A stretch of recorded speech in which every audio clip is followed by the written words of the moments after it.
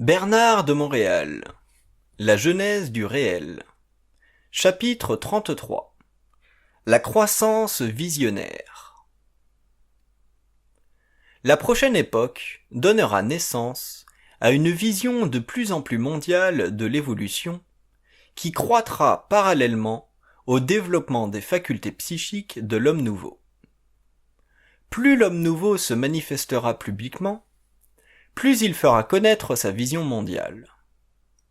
Avec le temps, la précision de sa vision étonnera l'homme involutif et une oreille de plus en plus attentive sera dressée dans sa direction. Des voix se feront officiellement entendre dans le monde lorsque les temps auront suffisamment préparé l'humanité au passage vers une nouvelle époque. Ces voix seront connues et reconnues par l'infaillibilité avec laquelle elles prédiront certains événements importants de la Terre. Les rois, les princes et les puissants de la Terre n'auront plus le pouvoir d'aujourd'hui, car les événements auront remplacé le pouvoir relatif par le pouvoir absolu, né des entrailles de la Terre et de la nouvelle conscience. Ces temps nouveaux révolutionneront la vie de la planète sous toutes ses formes et dans toutes ses valeurs. Les modèles de gouvernement présents, que l'homme a édifiés à la sueur de son sang, ne seront plus maintenus. La Terre possédera sa vision évolutive, et ceux qui partageront la responsabilité sociale des nations seront à l'écoute. Le temps de ces changements arrive sans qu'il soit pour autant imminent, car l'Amérique, la Russie, la Chine, le Japon, l'Europe, l'Afrique et l'Amérique espagnole doivent d'abord reconnaître la légitimité intégrale de l'homme-lumière avant que ne soit donnée aux nations la nouvelle direction de leur évolution. La conscience visionnaire sera intégrée à la nouvelle évolution des peuples et de la grande époque où l'homme pourra enfin réaliser que sa vie terrestre dépend de beaucoup plus que de l'économie et de la politique du pouvoir involutif. Les religions, sous leur forme actuelle, auront terminé leur mandat de donner à l'homme une vision spirituelle du monde et de la vie. La force nouvelle, issue de la science de l'esprit et de la matière, renversera l'opinion mondiale et la Terre deviendra pour l'homme un sanctuaire de vie intégrale. Autant les problèmes de l'humanité du XXe siècle avaient été complexes et insolvables, autant la prochaine époque sera douce pour l'humanité quand prendra fin le siège de la conscience de la Terre par les forces de la mort. Les hommes nouveaux auront une conscience de l'événementiel qui étonnera. Le futur et le passé font partie d'un tout auquel l'homme aura accès sans la moindre erreur d'interprétation, à cause de son lien mental et télépathique avec le double. Celui-ci est en définitive le plus haut plan de conscience accessible par l'être humain, puisqu'il représente la source même de son énergie créative. Ce niveau de conscience, ajusté à la conscience humaine, permettra à l'homme de disposer d'un outil dont la voyance assurera une harmonie parfaite entre les événements communiqués et la conscience de l'homme avancé en science intérieure. Les conséquences de cette conscience visionnaire sur une planète en évolution donneront à l'humanité une nouvelle façon de vivre et d'expérimenter la vie de façon créative. La conscience visionnaire établira un contrôle sur les événements de la Terre afin que l'humanité ne soit plus assiégée dans son expérience. En supposant qu'un individu ou un groupe quelconque dans le monde devienne une menace évidente à son équilibre social, la conscience visionnaire pourrait rendre publiques l'identité d'une telle personne ou d'un tel groupe et fournirait les indications nécessaires afin que cesse cette activité subversive. Ceci mettra fin aux crimes dans le monde. Personne n'échappera à cette vision de l'événementiel et les autorités utiliseront l'information naturellement. La nouvelle époque ressemblera tellement peu à celle d'aujourd'hui que la conscience visionnaire de l'homme nouveau s'intégrera à la vie normale et l'on ne s'étonnera plus de connaître publiquement des aspects de la vie et des événements avant que ces derniers ne se soient présentés. L'humanité aura évolué suffisamment pour prendre conscience que la vie mentale de l'homme dépasse les limitations psychologiques que l'involution lui avait imposées.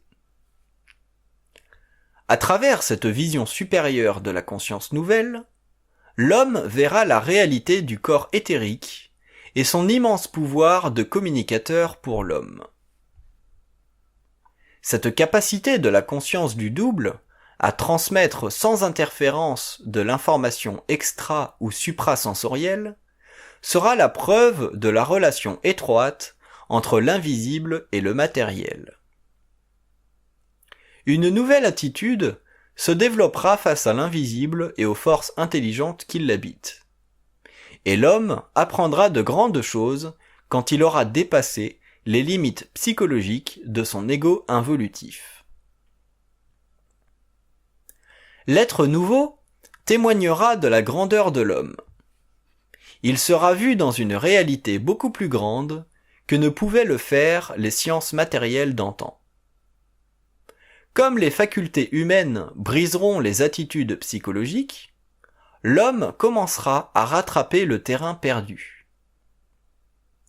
Si les anciens ont pu prédire l'avenir et confirmer le passé, il est possible de voir que l'homme nouveau, lié étroitement à la conscience éthérique, pourra faire des merveilles sur Terre pour le bénéfice de l'évolution de la science du mental et de la matière. L'évolution de la conscience visionnaire sera proportionnelle au développement de la conscience du double. L'homme intégral sera une projection créative du double dans le champ de la conscience humaine. Plus le lien avec le double sera étroit, plus la fusion sera grande, et plus la conscience visionnaire aura d'ampleur dans la vie de l'homme nouveau. Il ne faut pas confondre la conscience visionnaire avec la vision éthérique de l'homme nouveau. Cette dernière fera partie des pouvoirs de la conscience humaine après le développement initial de la conscience visionnaire. La conscience visionnaire permettra à l'homme nouveau d'interpréter les événements de la vie avec une facilité foudroyante, qui échappait à sa conscience égoïque. Il sentira en lui-même une surimposition de conscience et d'intelligence qui transpercera le cœur même de l'événementiel. Les événements n'auront plus pour lui de fortuité, ils deviendront simplement et facilement reconnaissables dans une continuité de conscience formant un tout.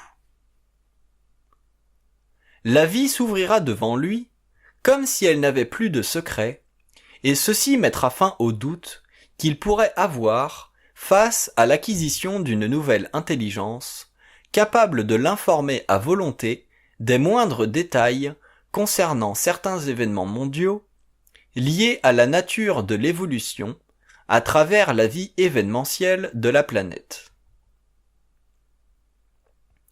Cette faculté intérieure ne sera pas teintée par l'ego. L'homme la découvrira au cours du développement de la parole libre et créative, engendrée par le processus de la fusion.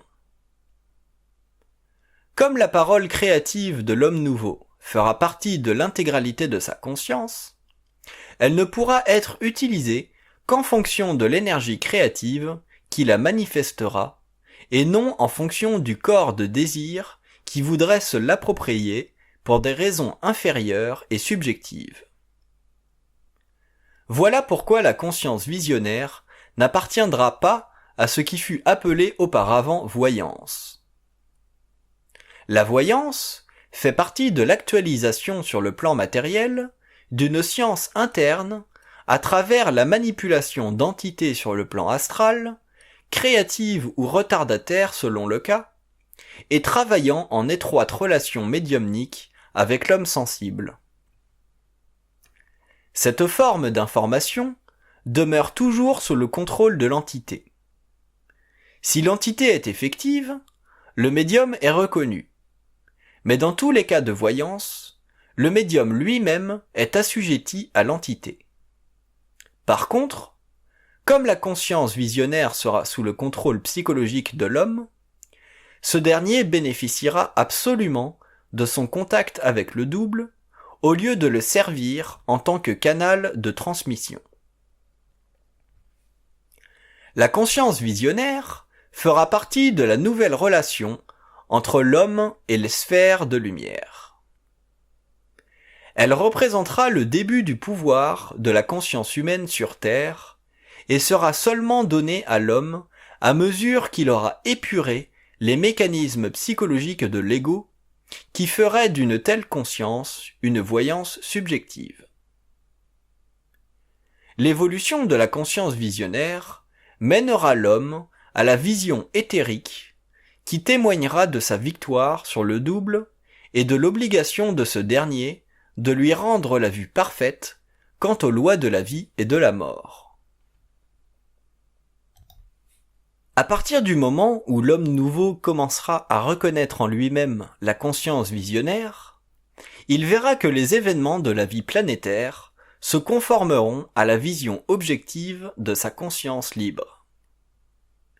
Celle-ci lui permettra de suivre de près et de bien les comprendre, les événements importants de la Terre, à mesure que l'homme passera de l'involution à l'évolution. Cette science intérieure lui servira de mesure de protection dans un avenir plus ou moins rapproché, car il aura besoin de savoir certaines choses afin de ne pas être emporté dans la marée montante des événements à venir.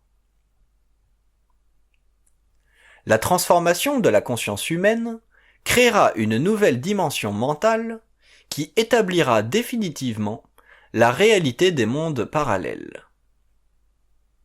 L'homme découvrira que l'univers n'est absolument pas à la mesure de sa conception psychologique. La croissance visionnaire de l'homme intégral établira et justifiera la nouvelle connaissance de l'évolution, susceptible de redonner à l'homme le caractère universel de sa conscience et le pouvoir créatif qui lui est dû. Tant que l'être n'aura pas acquis la double vision, son état mental demeurera fixé sur l'échelle involutive. Sa conception du monde ne pourra satisfaire sa conscience totale, car cette dernière souffrira de la détérioration graduelle de ses facultés naturelles. L'homme nouveau engendrera une véritable science de la vie sur le globe, car sa double vision lui permettra non seulement d'intercepter les différents plans du réel, mais aussi de participer à l'évolution des mondes de lumière qui sillonnent les espaces vides et absolus entre le temps matériel et l'espace physique. Sa croissance visionnaire fera de lui un nouvel être dont la charge de conscience sera plus grande que celle que connurent les initiés passés. Elle sera à la hauteur d'une plus vaste intelligence et d'une conscience beaucoup plus sophistiquée, totalement libérée de la mémoire de la race involutive. La nouvelle vision de l'homme mettra à jour les points stratégiques et théoriques de la planète qui seront utilisés pour le passage du plan matériel au plan éthérique. L'homme nouveau aura une conception différente de la géographie de la Terre. Sa vision intérieure lui permettra de reconnaître les points vitaux et névralgiques du globe et cela lui donnera accès au corridor éthérique, ouvert à sa conscience, dans la mesure où les événements de la Terre feront de ces corridors un atout essentiel à la sécurité de la race nouvelle. La Terre est beaucoup plus qu'un simple globe à la surface duquel évoluent des êtres matériels. Elle est aussi une sphère à l'intérieur de laquelle de vastes espaces éthériques correspondent à sa connaissance universelle. Ces espaces ne peuvent être perçus et pénétrés qu'à l'aide d'une vision dont le principe n'a rien de la matérialité des sens actuels. Elle fait partie du mental éthérique de l'homme conscient et lui permettra d'exercer, en son temps et à distance, les pouvoirs de sa supraconscience éveillée à la réalité qui vit au-delà des murs de l'espace et du temps. La croissance visionnaire sera équivalente au développement de la vision matérielle au cours de l'involution. L'homme aura accès à une dimension du réel qui, pour l'homme involutif, a entretenu sa confusion face à l'invisible. L'évolution de la conscience humaine dépend de la relation entre le mental de l'homme et sa conscience supérieure.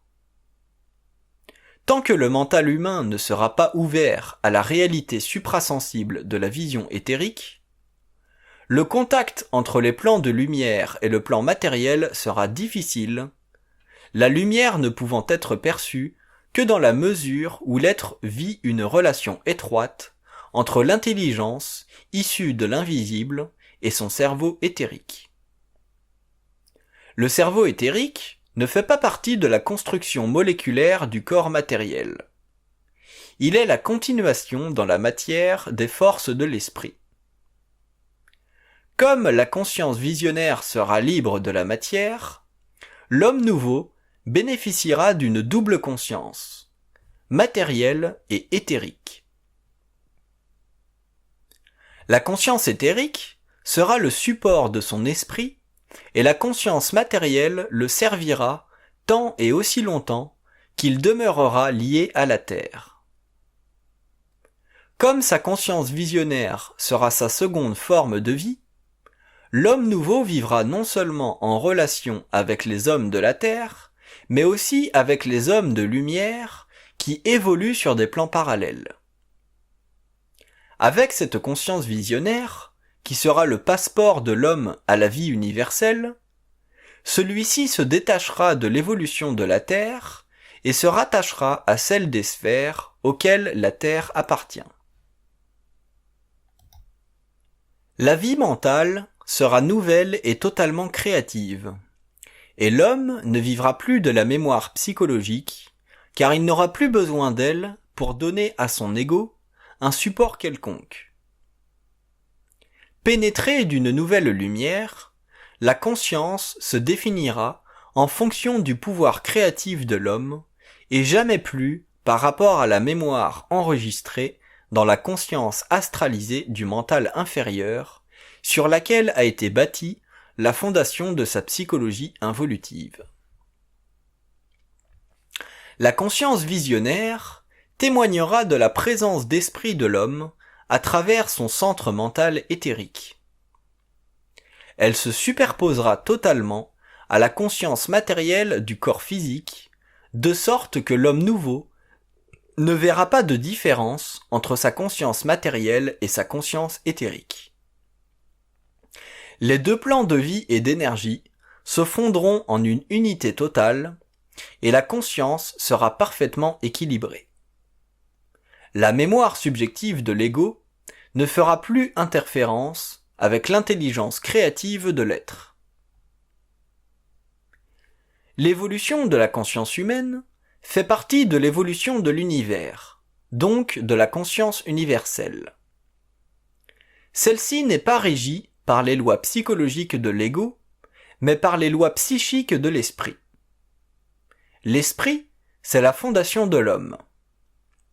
L'ego involutif est conscient de l'esprit, même si l'être n'a pas suffisamment de lumière dans le mental, puisque son intelligence de la vie est régie par les lois inférieures de l'involution, liées à l'évolution de l'âme et non à la supériorité de l'esprit sur la matière. La conscience visionnaire mettra un terme à la noirceur dans la conscience de l'homme, cette sphère sombre de son mental psychologique. Il connaîtra les plans de vie au-delà de la matière, de la même façon qu'il connaît le plan matériel. Ainsi, l'évolution future de l'humanité ne sera plus simplement une évolution d'expérience de l'âme, mais une évolution de rapport entre l'esprit et la matière. Comme l'homme moderne a atteint les dernières limites de l'évolution matérielle, il passera bientôt à l'évolution éthérique. Ceci donnera à la matière une autre dimension, car l'atome doit être sous le pouvoir mental de l'homme afin de passer du stade lunaire au stade solaire. Lorsque la matière passera à ce stade, l'être ne sera plus limité par les forces de gravité qui ont donné à la matière sa densité, sa solidité éphémère. La nouvelle conscience permettra de connaître à fond les secrets de la matière et la science matérielle d'aujourd'hui sera reléguée au passé involutif de l'expérience humaine. La complexité des systèmes matériels sera remplacée par la simplicité des systèmes éthérico-matériels construits par le mental supérieur. La conscience visionnaire remplacera chez l'homme l'intelligence involutive. Ce dernier comprendra instantanément sa relation avec l'invisible, de sorte que l'invisible n'existera plus pour lui. L'univers ouvrira ses secrets, la vie ne sera plus la même, elle ne correspondra plus à l'ignorance d'une conscience prisonnière de la matière et du pouvoir des sens sur l'intelligence. La conscience visionnaire fera de l'être le grand prêtre d'une évolution fondée sur le pouvoir de la lumière. L'échange entre l'invisible éthérique et le plan matériel créera chez lui une double conscience dont la force éteindra graduellement la mémoire involutive de ceux qui viendront en contact avec les hommes nouveaux. La conscience fera comprendre à l'homme qu'il est plus que de la matière, et elle lui donnera la clé à tous les niveaux de vie qui font partie de la création déjà établie, c'est-à-dire des systèmes de vie en évolution dans le cosmos. Le concept du temps sera transformé. L'homme ne le connaîtra plus en termes psychologiques, mais en termes d'espace de vie à l'intérieur desquels il opérera sans aucune division de son énergie. Ce sera la parfaite compensation pour la souffrance involutive qu'il aura connue dans la matière. Ayant pénétré à l'intérieur de sa propre conscience cellulaire, l'homme découvrira que l'espace physique n'existe pas en tant que tel, mais qu'il est le résultat de la retenue de certaines énergies en lui, responsables de la limitation de ses sens matériels. Libre de l'espace physique, l'homme verra que la vraie nature du temps fait partie de la relation entre l'esprit et la matière. Plus la relation de l'esprit et de la matière est grande, moins le temps est opaque et plus l'intelligence est absolue. Prenant conscience de la relation entre le temps et l'espace sur le plan mental de sa conscience, l'homme réalisera l'union de l'esprit et de la matière à l'intérieur des limites de sa conscience cellulaire. La conscience visionnaire de l'homme nouveau établira un pont entre l'invisible et les mondes mentaux de l'homme, qui demeure à découvrir dans la mesure où il doit reprendre contact avec la réalité des plans parallèles.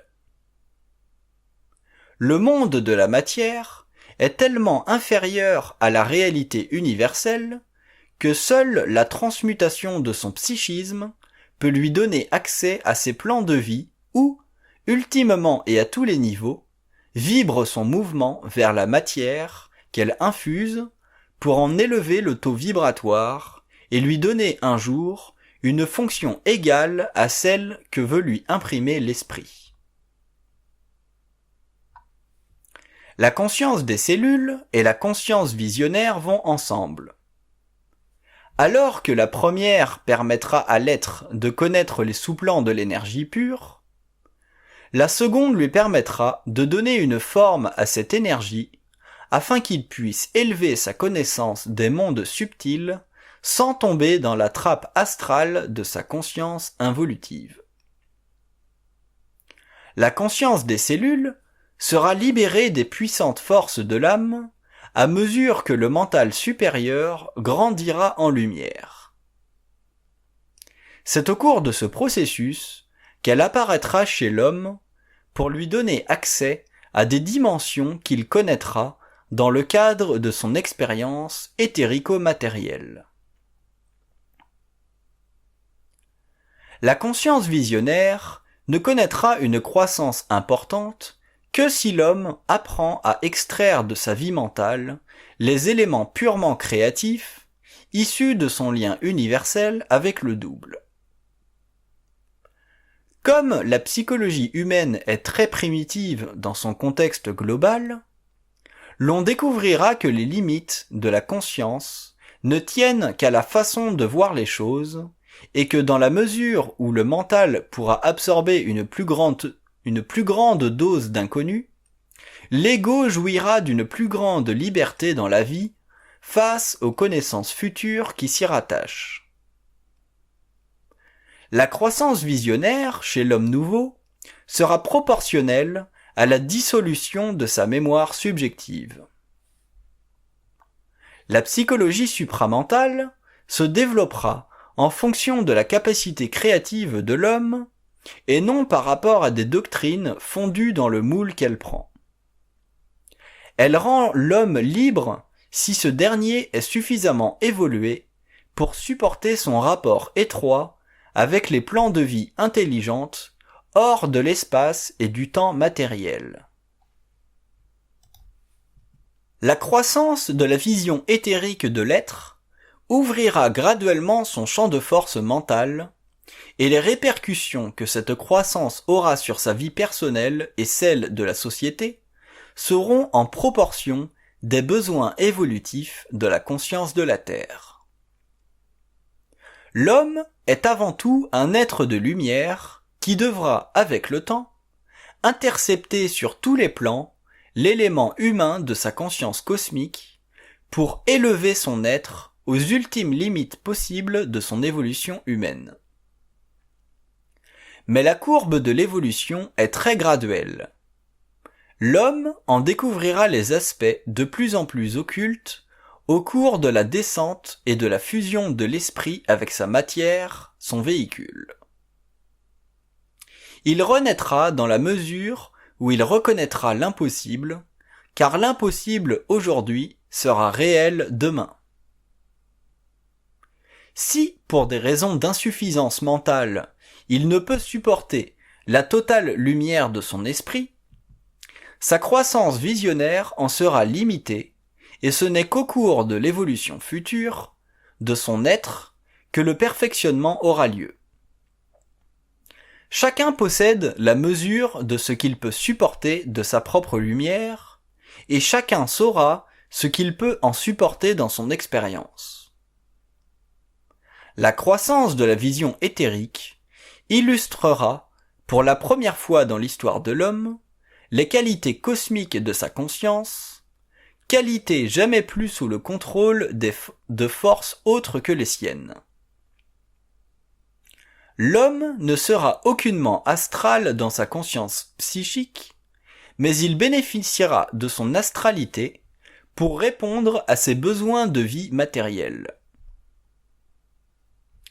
Dès qu'il entreprendra de vivre à d'autres niveaux de sa réalité, sa conscience astrale sera neutralisée par les forces grandioses de sa lumière, dont il supportera alors les aspects et la puissance.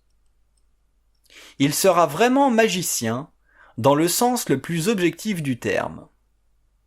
En fait, il ne s'agira plus de magie, mais simplement de la réunion des principes occultes de l'être matériel avec l'être lumière qui dort en lui depuis le début de l'involution. La croissance visionnaire fera naître sur Terre une nouvelle forme de science qui élèvera la science matérialiste de l'ère moderne.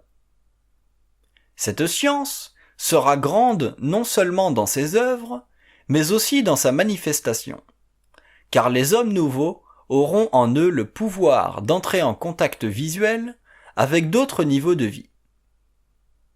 Ainsi, la science qui viendra de leur expérience sera forcément le produit d'une nouvelle forme de conscience et d'intelligence. À partir de la vision intérieure de l'homme nouveau, les lois universelles de l'énergie seront connues et appliquées, et la science de l'avenir ne pourra plus fonder sa réalité sur les principes actuels, puisque ces derniers feront désormais partie de la limitation psychologique et psychique de l'ego moderne. La croissance visionnaire éteindra l'ignorance de l'homme face à lui-même et lui ouvrira les portes de l'inconnu. Autant l'involution fut fermée au réel, autant l'évolution fera partie du réel, car la conscience nouvelle cohabitera avec la conscience de la Terre. Les hommes de la prochaine époque tiendront dans leurs mains le flambeau de leur propre lumière. Jamais l'être terrestre n'aura compris en lui-même les principes actifs de l'âme et de l'esprit avec une telle clarté. La croissance visionnaire reflètera la relation entre l'invisible de la lumière et le plan mental de l'intelligence. Les hommes de la nouvelle époque ne pourront plus se séparer de leur réalité, car la fusion de leurs principes aura été établie dans l'évolution de la conscience visionnaire. En temps désigné, celle-ci permettra à l'homme d'entamer le dialogue intelligent entre les sphères cosmiques de l'évolution et le plan matériel de la Terre, où cette évolution doit un jour se manifester pour que l'homme devienne ce qu'il est, le roi de la Terre. La croissance visionnaire répondra aux besoins cosmiques. Elle fermera la porte derrière l'histoire de l'homme psychologique et ouvrira grande l'armoire des mystères. Conscient de perceptions multidimensionnelles, l'homme s'intégrera aux dimensions des sphères évolutives du système planétaire et interplanétaire. La vie n'aura plus le sens qu'elle a aujourd'hui. L'être conscient aura porté loin son regard dans les zones autrefois inaccessibles du réel. La croissance de la vision de l'homme éliminera de la vie ses aspects purement mécaniques pour en révéler les aspects créatifs et mentalement unifiés chez l'être. L'homme ne se verra plus en tant que forme limitée de l'évolution, mais comme une puissance en elle-même, assise sur le roc de sa conscience intégrée et pouvant comprendre les aspects subtils de la vie dans toutes les formes de sa manifestation. La croissance visionnaire lui permettra de comprendre la mentalité des étrangers de l'espace et de finaliser sa relation avec eux afin que la Terre puisse enfin progresser selon un mode de communication fondé sur l'apport que des races avancées peuvent offrir à une race prête à les recevoir. La fonction principale de la croissance visionnaire sera de donner à l'être intégral les outils nécessaires à la compréhension des différentes formes de vie qui existent dans l'univers local et l'accès à ces systèmes, ce qui lui permettra enfin de réaliser la réelle dimension de la vie galactique, au-delà de ses conceptions primitives qu'il avait entretenues à cet égard. Cette nouvelle condition invitera les races étrangères à échanger avec lui pour évaluer le phénomène humain relié à l'évolution des espèces galactiques. L'homme reconnaîtra que les étrangers ne peuvent lui refuser l'aide dans la mesure où il sert à l'évolution de la Terre et de ses races. Il découvrira les protocoles de gestion des hautes technologies et profitera de la science avancée d'intelligence dont la courbe évolutive différera sensiblement de la sienne. L'homme grandira en conscience car la vision secondaire fera partie de son pouvoir, confirmant ce qu'il a toujours pressenti, l'infinité intelligente des sphères de lumière. Il ne découvrira ce nouvel outil qu'au cours de la fusion de sa conscience planétaire et universelle, qui ouvrira ses centres d'énergie à son profit. L'augmentation de sa sensibilité interne fera vibrer en lui une conscience mentale de plus en plus ajustée, jusqu'au jour où elle se stabilisera en lui et fera partie intégrante de sa nouvelle identité. La croissance visionnaire coïncidera avec l'avènement du surhomme, cet être dont la conscience n'aura aucun rapport avec l'homme de l'involution. Il sera fermement l'allié de la race humaine et, dans un même temps, travaillera à des niveaux de conscience et de vie où son rôle cosmique et universel se fondera de plus en plus à l'évolution des races et des nations. La Terre d'alors ne sera plus la même, car la mémoire de la race involutive aura été profondément altérée par les chocs consécutifs à la fin du cycle. L'homme aura subi tellement de changements radicaux dans son mode d'existence que toute modification de la vie et de ses conceptions répondra à ses besoins profonds. Même si sa conscience s'ajustera à un nivellement général, il percevra que les nouveaux temps sont arrivés et que sa civilisation doit passer à un autre stade d'évolution pour survivre. L'homme intégral ne sera pas affecté par ces changements. Déjà sa conscience aura été adaptée à une façon de voir la vie en fonction de la double vision à travers laquelle il aura accès aux dimensions objectives du réel. La croissance visionnaire lui donnera l'opportunité de croître en science et en intelligence à la fois, de sorte que tout rapport entre l'homme involutif et l'homme nouveau deviendra un chaînon d'évolution plutôt qu'un rapport socio-culturel. Les idéologies qui auront marqué fortement l'involution de l'humanité au cours de la dernière période seront remplacées par des principes des plus hautes sphères gouvernant l'évolution de la Terre. Les hommes de la prochaine époque verront que la vie des races antécédentes avait été un drame cosmique et que celui-ci sera résolu par la naissance du surhomme. L'évolution future du globe et de ses races dépendra étroitement de la croissance visionnaire de l'homme. Cette nouvelle dimension psychique de l'être, équivalente à la croissance de la vision psychique de l'homme involutif, servira l'homme et sa race à des niveaux de conscience jusqu'ici inimaginables par l'Homo sapiens.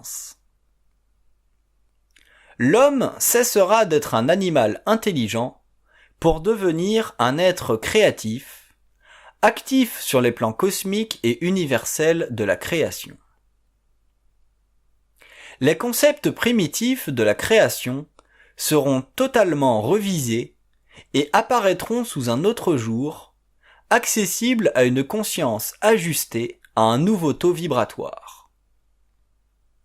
L'homme ne sera plus prisonnier de la Terre. Il deviendra un voyageur de l'espace éthérique.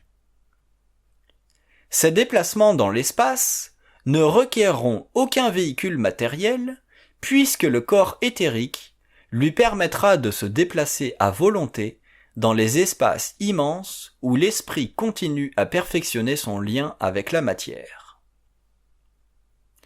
Comme la science de l'univers illuminera sa conscience, son rapport avec les races de différents niveaux qui œuvrent à l'évolution se perfectionnera. La conscience visionnaire sera la porte cosmique de l'homme par laquelle il s'aventurera en toute liberté et sans danger pour son être psychique. L'infinité deviendra son territoire et les zones grises seront enfin éclairées par sa lumière éthérique.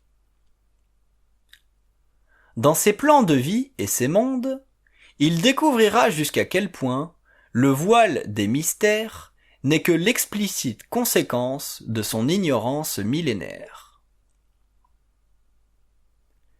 Les différents corridors de temps, auxquels sa vision double lui donnera accès, le mettront en contact avec différents ordres d'intelligence qu'il saura reconnaître à leur juste valeur. L'homme sera intégral et totalement à l'abri des influences face à ces races à cause de la centricité totale de sa conscience. Les questions sur l'origine de l'homme et de sa conscience seront parfaitement refondues en des termes qui ne seront plus fondés sur les hypothèses philosophiques, religieuses ou ésotériques de l'involution.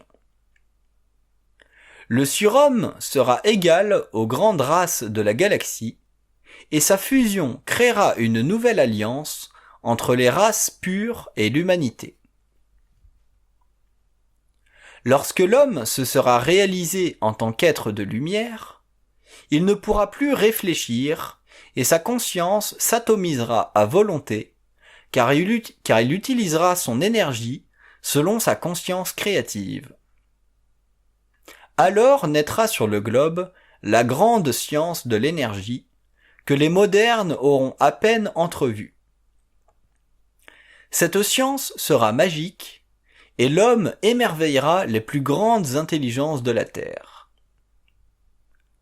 Au cours de l'évolution de cette conscience supérieure, les hommes comprendront que leurs activités purement matérielles ne peuvent leur conférer les lettres de noblesse qui autoriseront la participation active et créative de l'homme en tant qu'ambassadeur de la lumière sur un globe en apparence solitaire et sans finalité.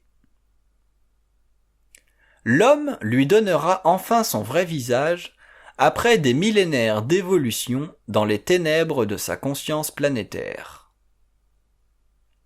Ces temps ne sont pas très éloignés, mais demeurent occultés par la conscience cosmique de l'homme lui-même.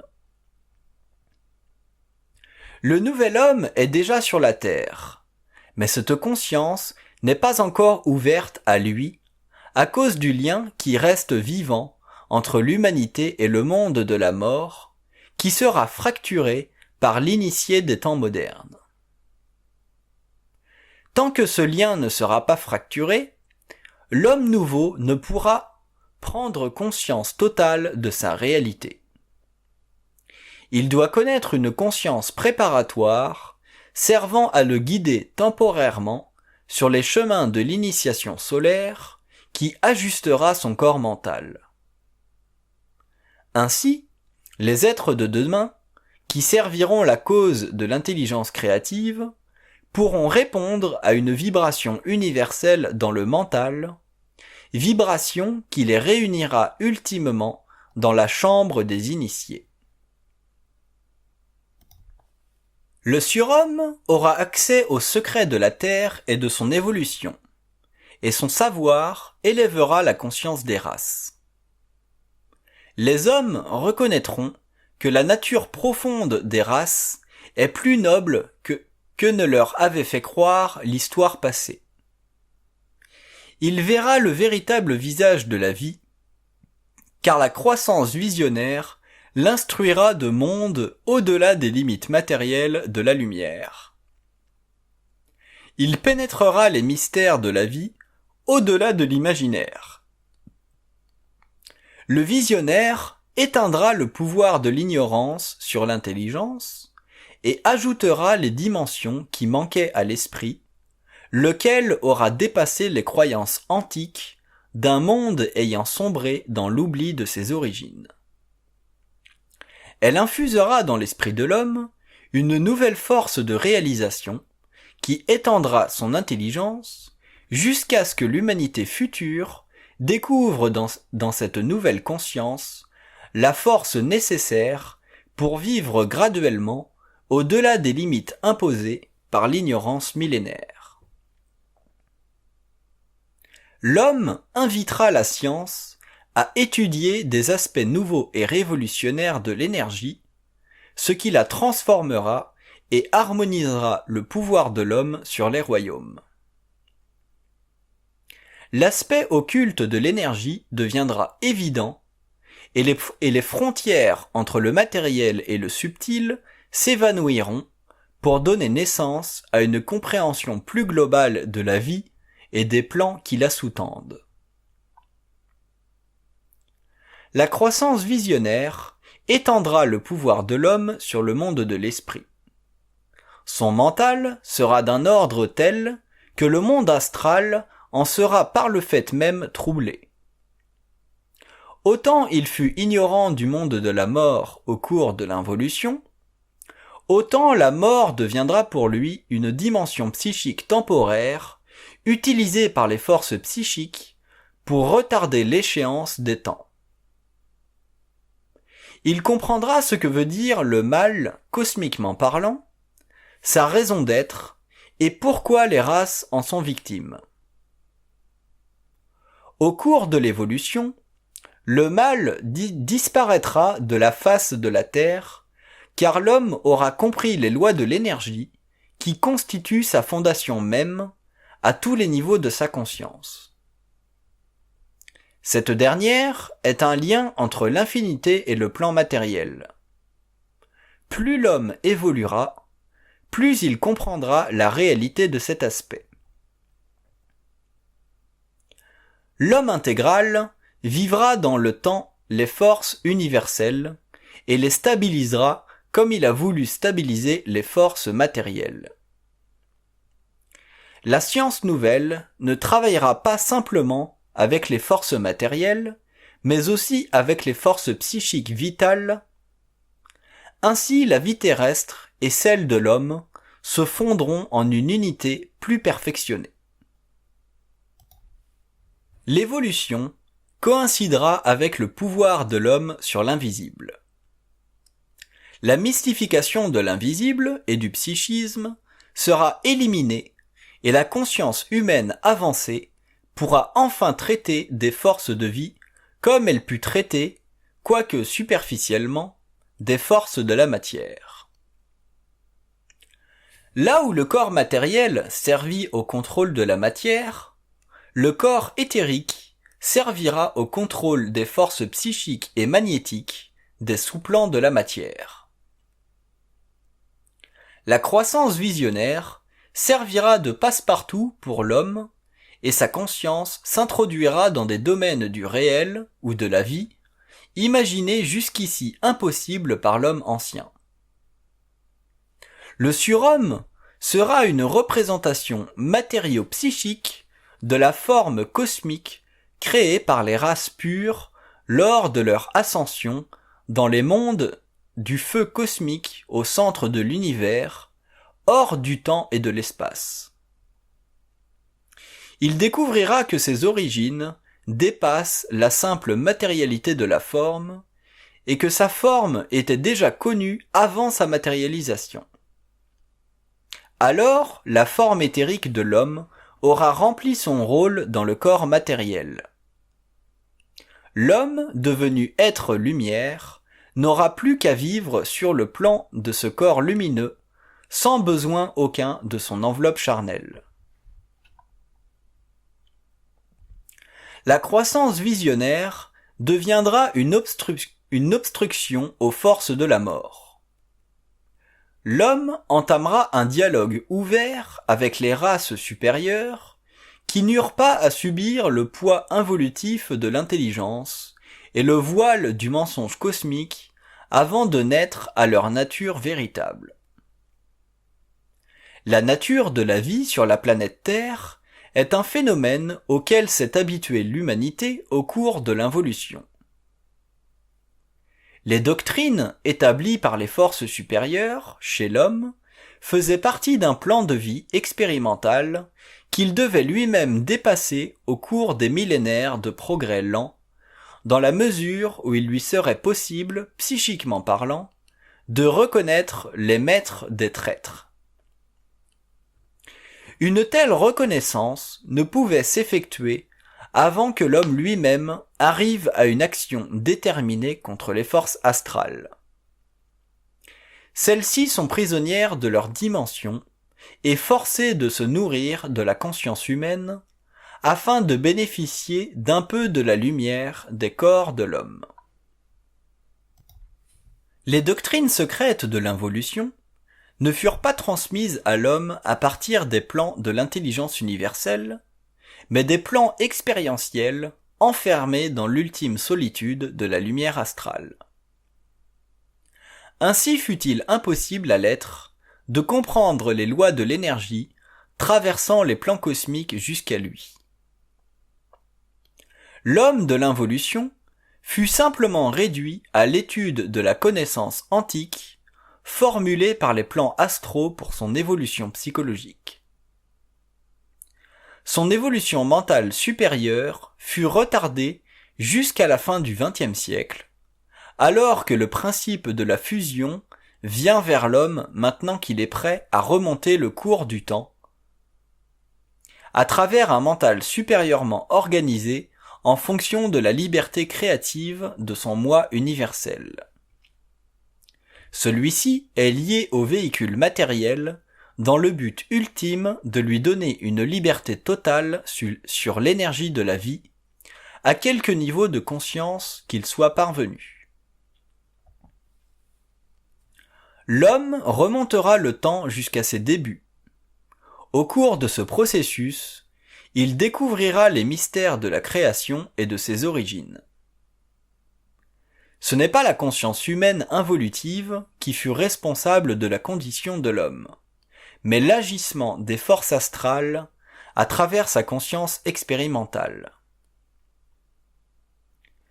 De tout temps libre d'être en contact avec l'éther du mental, son centre mental inférieur fut pourtant utilisé pour bloquer cette résolution de la conscience, afin que la mort contrôle les voies d'accès à l'infinité, qui ne pouvaient être débloquées tant que l'être ne pouvait, par lui-même, comprendre les lois du mensonge cosmique. L'infinité du mental n'est pas une projection psychologique de la connaissance, mais bien l'entrée de la conscience dans les champs éthérico-magnétiques de la vie interplanétaire. Les forces de vie ne sont pas agencées selon les principes de la biologie matérielle. Elles se surimposent sur les conditions biologiques et leur donnent la force vitale nécessaire au maintien de la forme humaine dans un cadre de développement organique qui, au cours de l'évolution, sera soumis à l'atomisation de la conscience. La croissance visionnaire fera partie de la conscientisation des cellules à une échelle qui, il y a seulement 200 ans, aurait été impossible à cause de l'inhabilité de l'ego de traiter avec des dimensions subtiles de son esprit, au-delà des catégories du mental conceptuel involutif. La venue dans le monde d'une nouvelle conscience exorcisera le mental inférieur des formes pensées limitatives de l'involution et donnera naissance à une conscience des cellules fondée sur le principe actif des forces mentales supérieures. Ces forces ne sont pas liées à la mémoire de l'homme. Leur puissance transformationnelle, sur le plan de la conscience des cellules, sera équivalente au pouvoir de la connaissance rationnelle. La conscience des cellules, à cause de son affinité avec un mental universel, assurera l'ouverture de l'esprit sur des plans de vie et de conscience appartenant à l'organisation complexe d'un univers rendu multidimensionnel par les forces créatives de la lumière. La croissance des cellules et la croissance visionnaire iront de pair, car l'homme aura besoin de l'activité mentale et électrique du double éthérique pour parvenir à transposer sur un plan mental la totalité de ses perceptions. L'activation du principe du corps éthérique servira à confirmer ce que la science ne pouvait qu'infirmer et que la religion ne pouvait que soupçonner, c'est-à-dire l'existence trinitaire des mondes parallèles. Le mot trinitaire fait ici allusion à la composante cosmique de toute forme d'intelligence. Il représente l'amour, l'intelligence et la volonté, ce que les anciens avaient interprété dans leur spiritualité comme le Père, le Fils et l'Esprit.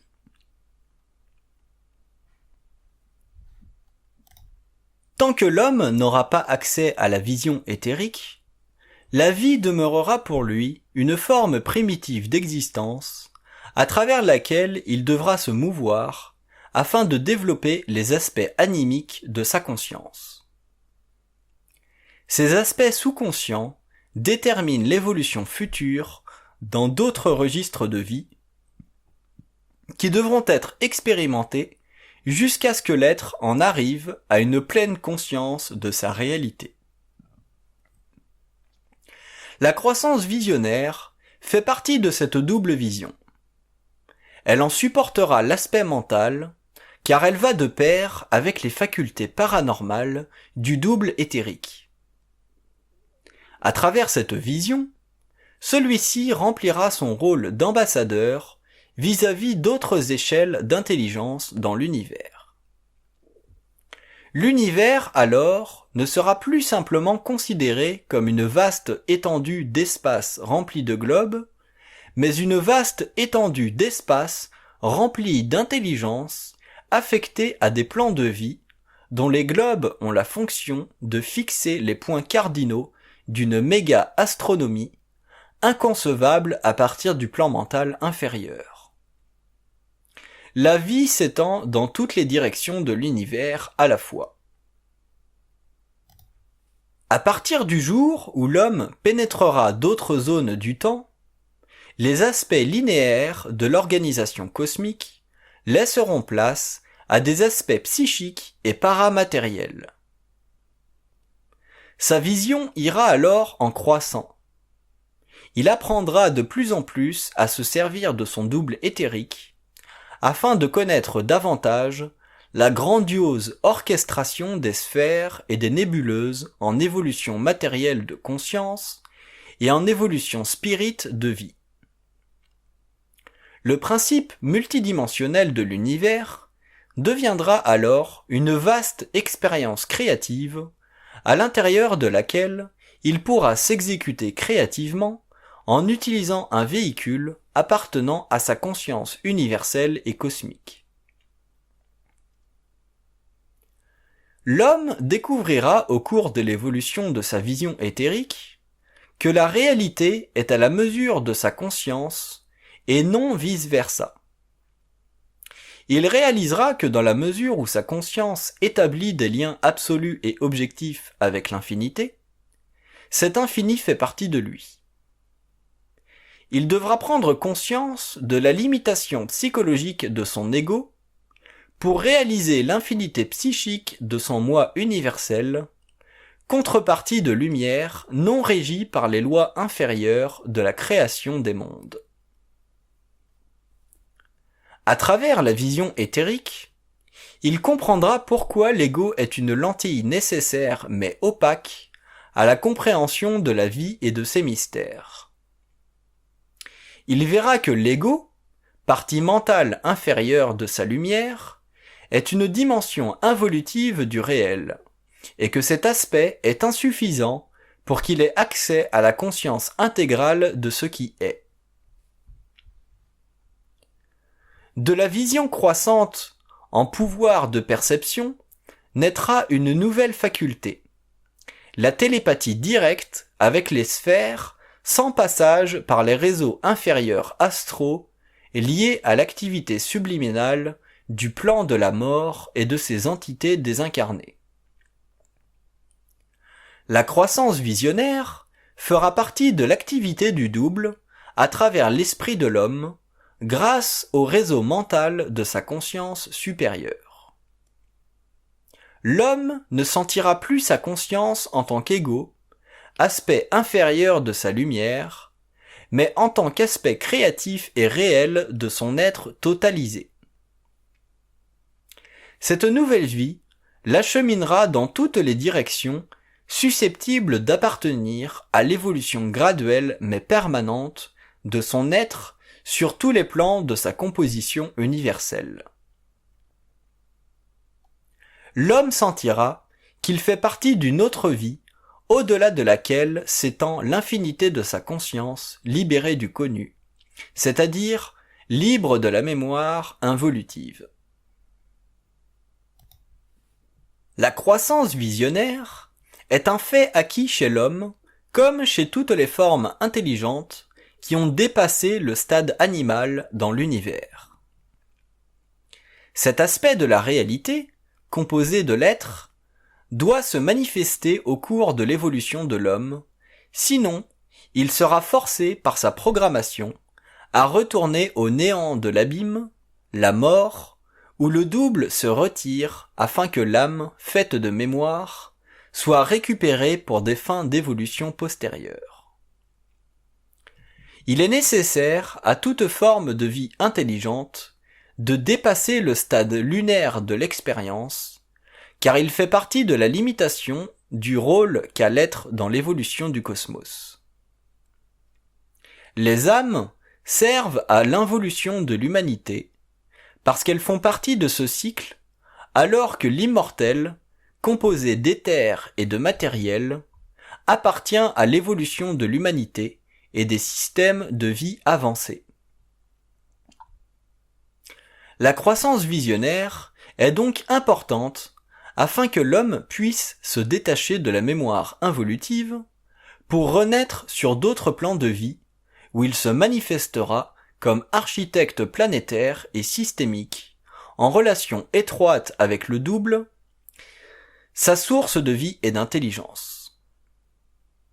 Mais tant que l'ego polarisera sa conscience, il ne pourra avoir conscience du double. Ce dernier est l'essence même de son être, et non une composante involutive rattachée au monde de l'astral. Il faudra que l'homme en arrive à comprendre et à réaliser que le double, c'est lui-même dans une dimension au-delà de la mort.